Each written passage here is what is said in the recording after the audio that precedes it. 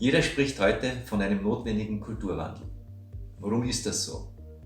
Und vor allem, wie gelingt es, eine Unternehmenskultur nachhaltig zu verändern? Unsere Welt ist endgültig VUCA geworden. Keiner kann mehr wirklich sagen, was morgen ist. Gerade Covid-19 hat uns das alle hautnah spüren lassen. Unsere Organisationen dagegen stammen immer noch aus dem 19. Jahrhundert. Notwendige Anpassungen an veränderte Umweltbedingungen gelingen dabei selten schnell genug. Die Next Generation will in einem coolen Unternehmen arbeiten und orientiert sich an anderen Werten als die heute 40- bis 60-jährigen Führungskräfte. Die Unternehmenskultur ist der häufigste Grund, warum Innovationen scheitern. Die Geschichten von Kodak oder Nokia sind nur die bekanntesten Namen von Millionen von Unternehmen, die zu spät an einem Kulturwandel gearbeitet haben.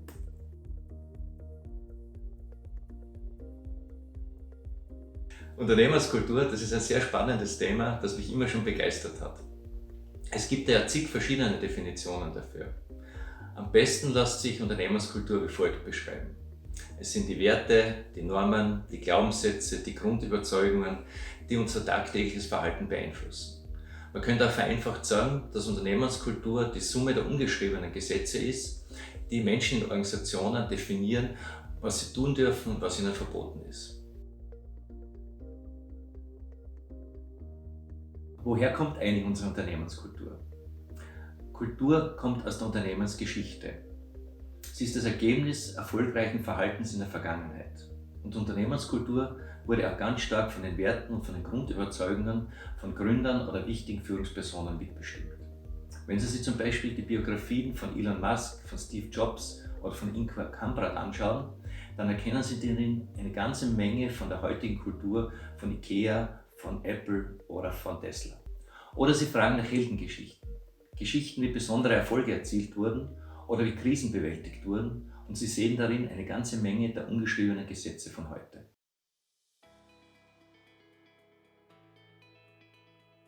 Ja, grundsätzlich gibt es weder eine gute noch eine schlechte Kultur.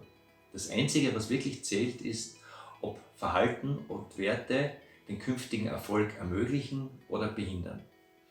Und damit ist Kultur eigentlich keine weiche Sache, sondern etwas, was sich hautnah an Business orientieren muss.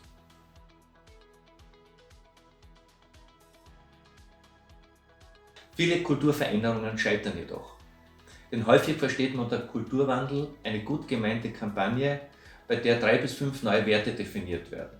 Dann werden schöne Plakate gedruckt und Roadshows aufgesetzt, um die Mitarbeiter von einer schönen neuen Welt zu begeistern. Die Wirkung geht dabei meistens gegen Null. Oft entsteht auch Frust, wenn die verkauften neuen Werte weit von der gelebten Realität entfernt sind. Um sich auf neues Verhalten einlassen zu können, müssen Menschen konkrete neue Erfahrungen machen. Warum ist das so?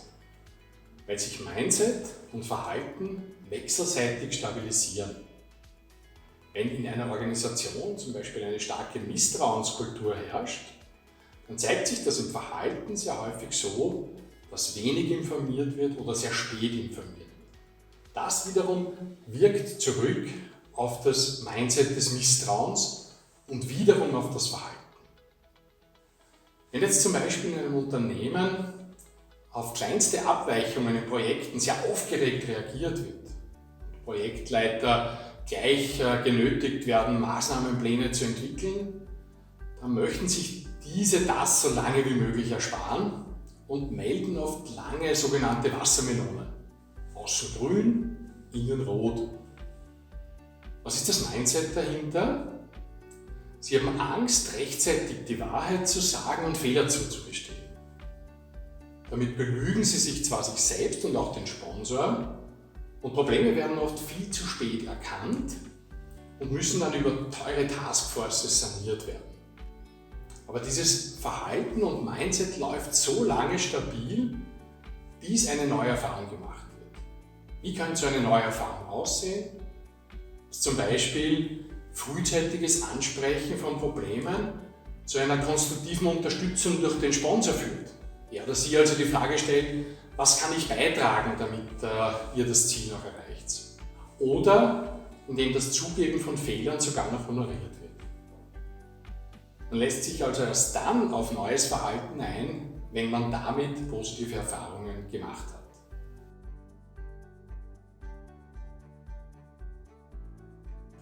Kulturentwicklung hat keinen Wert an sich, sondern sie muss am Geschäft andocken, also das Business unterstützen. Wie kann man jetzt mit Kulturentwicklung am Geschäft andocken? Das kann man auf zwei Arten tun. Auf der einen Seite ist es hilfreich, sich zu überlegen, wo gibt es sogenannte Pain Points, Schmerzpunkte im heutigen Business, bei denen es Ihnen schon seit Jahren nicht gelingt, diese Ziele zu erreichen. Seien das Ziele in Bezug auf Qualität, Profitabilität, Marktdurchdringung, Kundenzufriedenheit. Spannend wird nämlich sein, herauszuarbeiten, welche Aspekte unserer heutigen Kultur können mitverantwortlich sein, dass wir diese Ziele seit Jahren nicht erreichen. Und auf der anderen Seite ist es wichtig, in die Zukunft zu schauen, nämlich Ihre zukünftigen Business-Ziele zu definieren. Die sind dann unser Orientierungspunkt für die Frage, und welche Art von Kultur braucht es, damit wir auch in Zukunft erfolgreich sind, damit wir zukünftig diese Business-Ziele erreichen.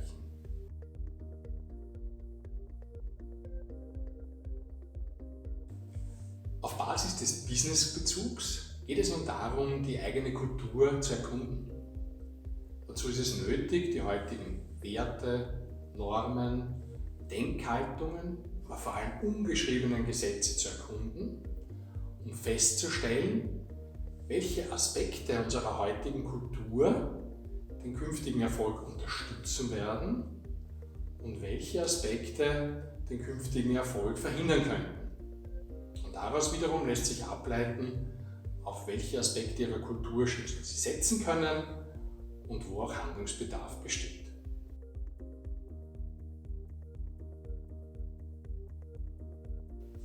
Wenn Sie Ihre Unternehmenskultur wirklich verstehen wollen, dann verzichten Sie auf Fragebögen oder typischerweise am Markt angebotene Standardanalysen. Agieren Sie wie ein Entdecker, der neugierig ein neues Land bereist und mit offenen Augen die Welt entdecken möchte. In Interviews oder Workshops können Sie zum Beispiel folgende Fragen stellen. Fragen Sie, wie man sich im Unternehmen verhalten muss, damit man nicht auffällt, damit man so ist wie alle anderen. Beobachten Sie, wie Meetings ablaufen, Kunden behandelt werden und welche Rituale gepflegt werden. Sammeln Sie Geschichten, Mythen oder Tabus, die die Leute erzählen, wenn die Führungskraft nicht im Raum ist. Fragen Sie danach, welches Verhalten belohnt, aber welches auch bestraft wird. Und schauen Sie darauf, wie Entscheidungen getroffen werden, wie man auf notwendige Veränderungen reagiert.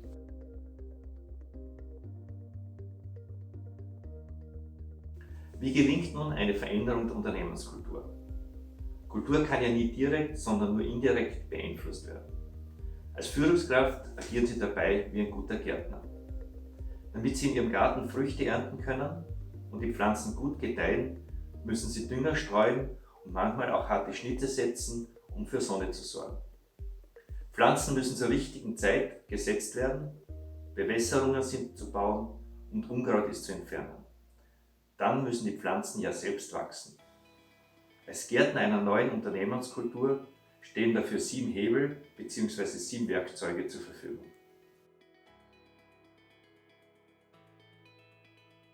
Denken Sie an persönliche Erfahrungen, zum Beispiel im Sport.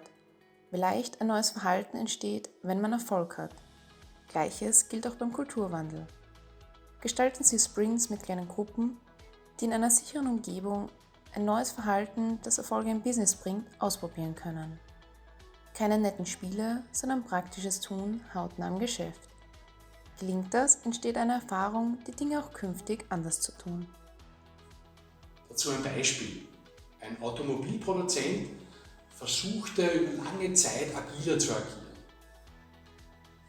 Er startete mit einem Mindset von mehreren Entwicklungszyklen und einer hohen internen Absicherungsmentalität.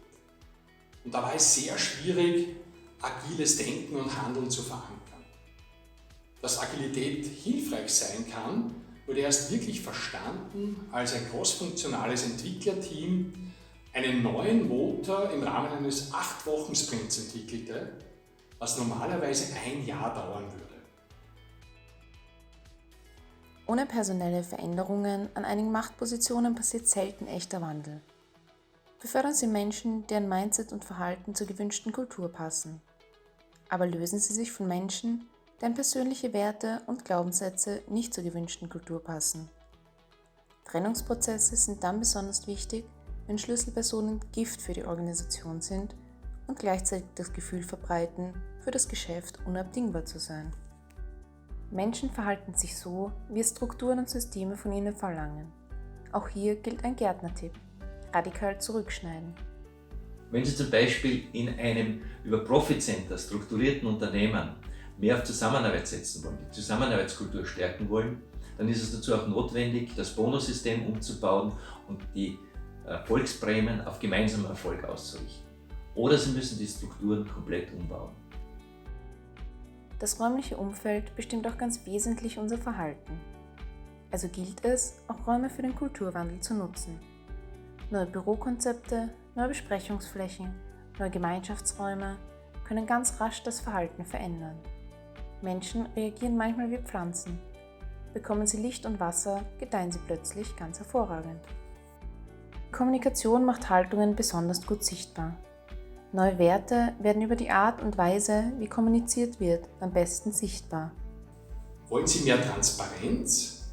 Dann müssen Sie die Kommunikation öffnen, mehr Informationen zugänglich machen oder eine wöchentliche Skype-Konferenz nach Ihrem Management-Team-Meetings organisieren, um die dort getroffenen Entscheidungen an Mitarbeiter zu kommunizieren. Wollen Sie mehr persönliche Nähe? Dann braucht es Wasserstellen und informelle Plätze, wo sich Mitarbeiter ungezwungen treffen können, um sich über Berufliches und Privates austauschen zu können. Wollen Sie mehr Verantwortungsübernahme? Dann braucht es Dialog und stärkere Involvierung. Und wollen Sie raschere Entscheidungen? Dann braucht es meist eine Professionalisierung der Management-Team-Meetings. Nichts geht ohne authentische Vorbilder. Will man ein neues Verhalten etablieren, sind die Top-Führungskräfte die Ersten, die dieses vorleben müssen.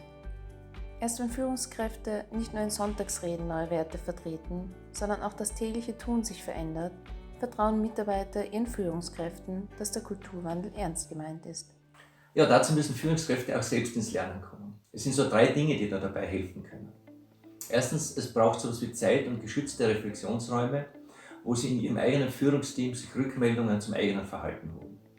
Und Sie brauchen ein offenes, unmittelbares, ehrliches Feedback von Ihren Mitarbeitern. Und drittens, es hilft oft, unkonventionelle Impulse auch von anderen kulturellen Welten sich zu holen. So jeder hat da seine eigene fremde Welt. Das können jetzt Künstler sein, das können unkonventionelle Freunde sein, das können Coaches sein, aber auch ehrenamtliche Tätigkeiten, wo man sich Impulse für die Kulturentwicklung und für das eigene Verhalten im Unternehmen holt. Zu guter Letzt helfen starke Symbole und gute Geschichten, eine neue Kultur zu etablieren. Es geht um Symbole des Neuen, aber auch das bewusste Niederreißen von alten Symbolen. Fragen Sie sich einmal, welches authentische Symbol sehen Sie für die Werte einer neuen Kultur? Welche Geschichten sollen Ihre Mitarbeiter erzählen? Eine Kulturtransformation erfolgreich zu gestalten, das ist so etwas wie die hohe Kunst der Führung. Die Zutaten sind relativ einfach. Es braucht Leidenschaft, es braucht einen sehr langen Atem und es braucht Menschen, die Herz- und Risikobereitschaft einbringen. Was wir beobachtet haben: Der Einsatz lohnt sich.